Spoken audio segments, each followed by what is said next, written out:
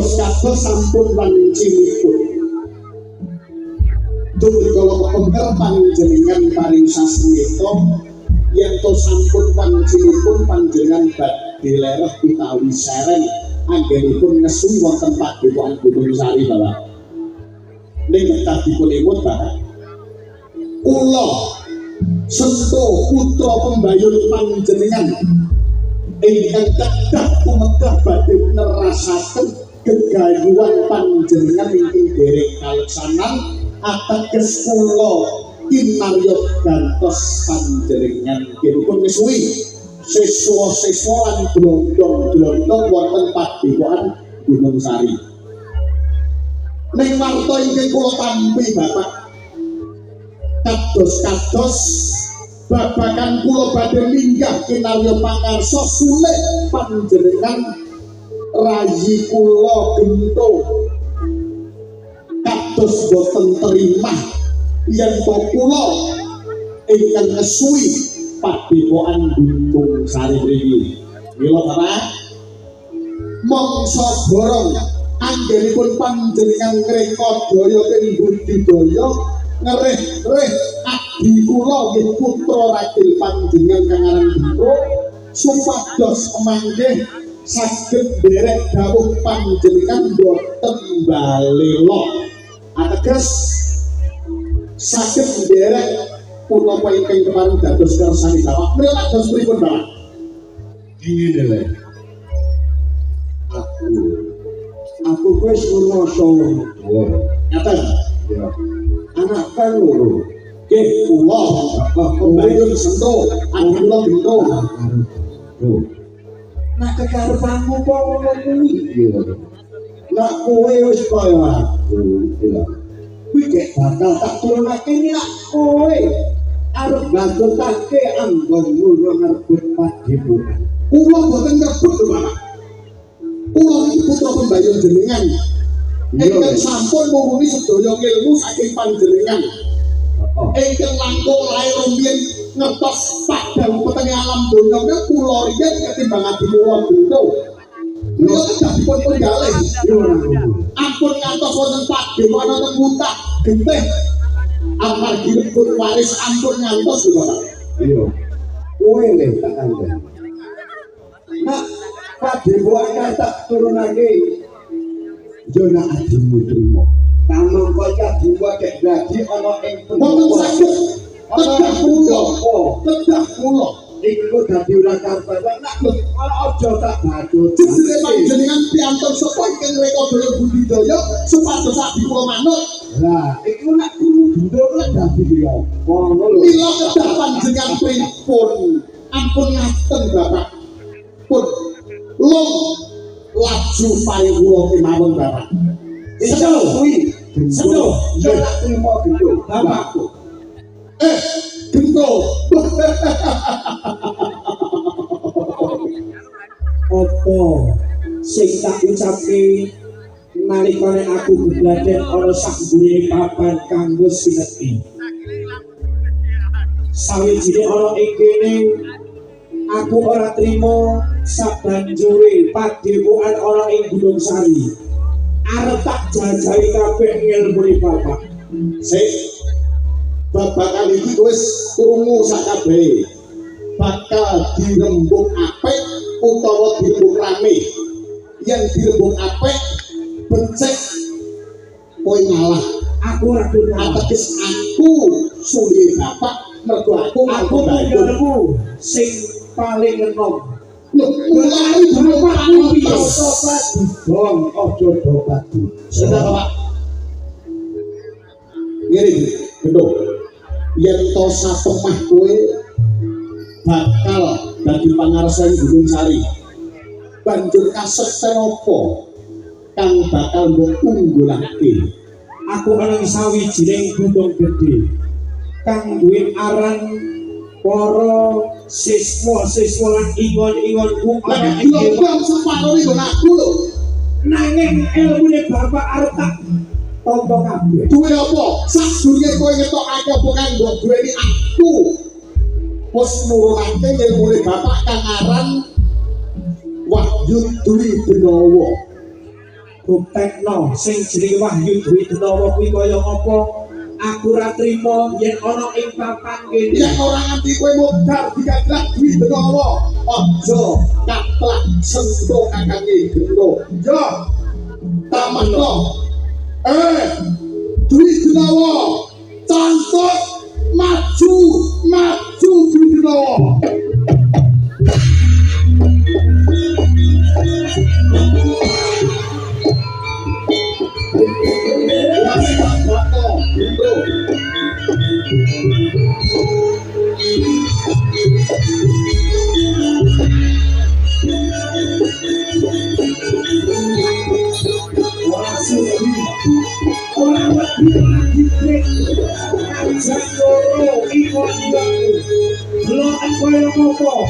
Ora sufiyan kaplak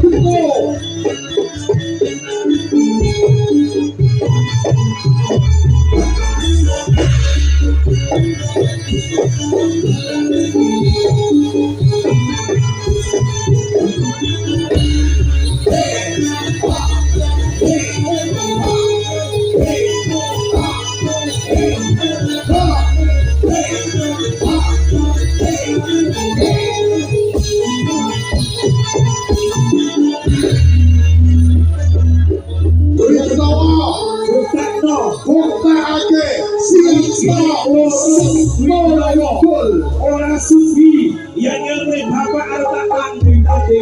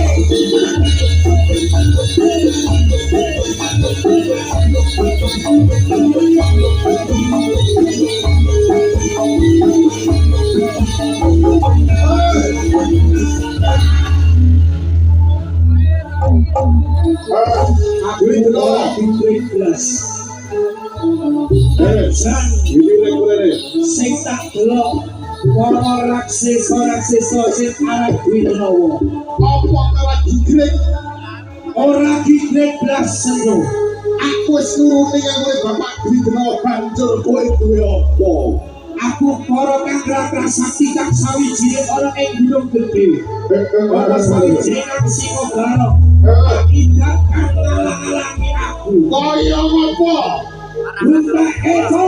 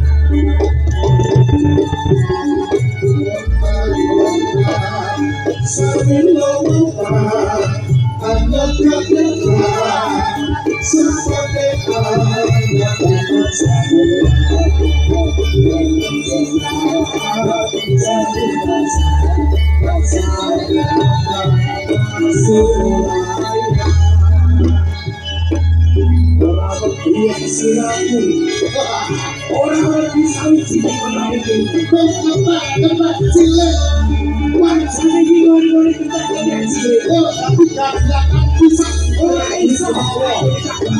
banjur apa kan kok antene wong ketek cilik Bola ketek-ketek. Si kono kang iwan-iwane dhewe. Ana ing gunung gedhe. Arep rene.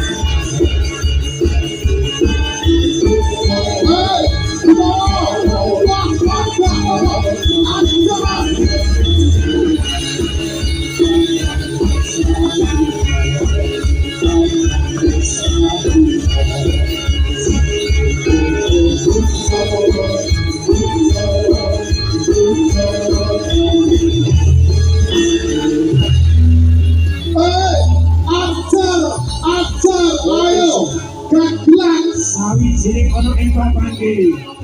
Pokoke ditekni kang Jawa loro kuwi. Aja lupa ilmune bapak.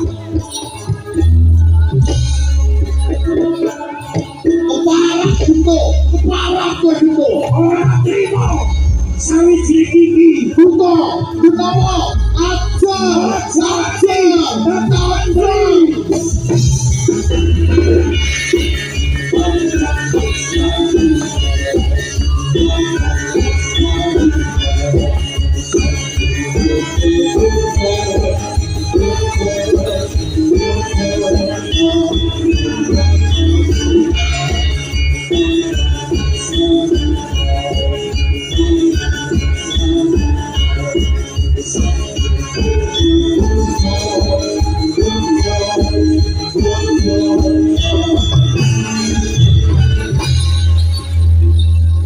sawijining ana ing kene. Diteruske ora. terus yang mau ketek cilik kalau lingon-lingonmu ora dikirim kowe durung ngerti yen to aku kudu sampeyan glodok sesuai bapak kan mesti wae melu marang aku Sawijining siswa sawijining kang pernah siswa karo pelajaran kene. Mau aku nurunoke aku ning parah tetep bali ning bali bali ning papanku. Sing obaro bali ning gunung gedhe. Aja rene. Yen durung tak panggil aku ora kalah. Yen sawijining para siswa-siswaku babat kowe. parah Ora wedi ora dicek. apa kowe ora ngerti betul yang to aku besok Sawijining ana ing papan gedhe. Aku ora wedi. Kak ingon-ingonku ana ing gunung gedhe. Tak toke kabeh. aku duwe siswa-siswa glondong kang bakal ngasorake tumrap kowe ya pengen ngerti glondonge Sento Tak delok kaya apa. glondonge Sento maju siji ayo moro gage glondonge Sento maju Ora siswa-siswaku.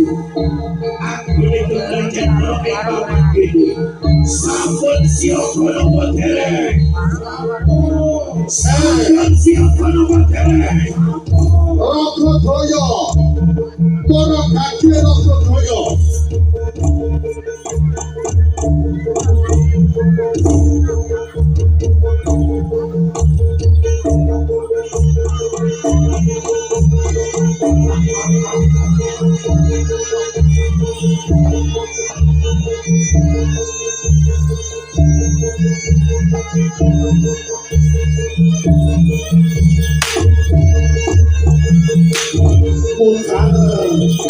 Putar Gendrowo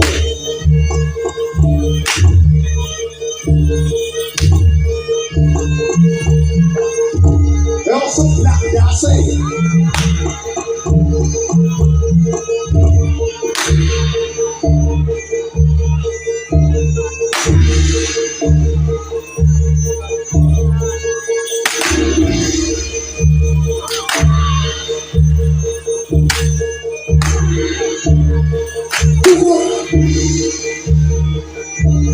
Rabbudaya waspadakno grondong-grondonge siswa-siswa suku sakabeh ayo tandangan yo para siswa-siswa anggone belajar ame papane sampun siapa nama kene sampun siapa nama kene buka itu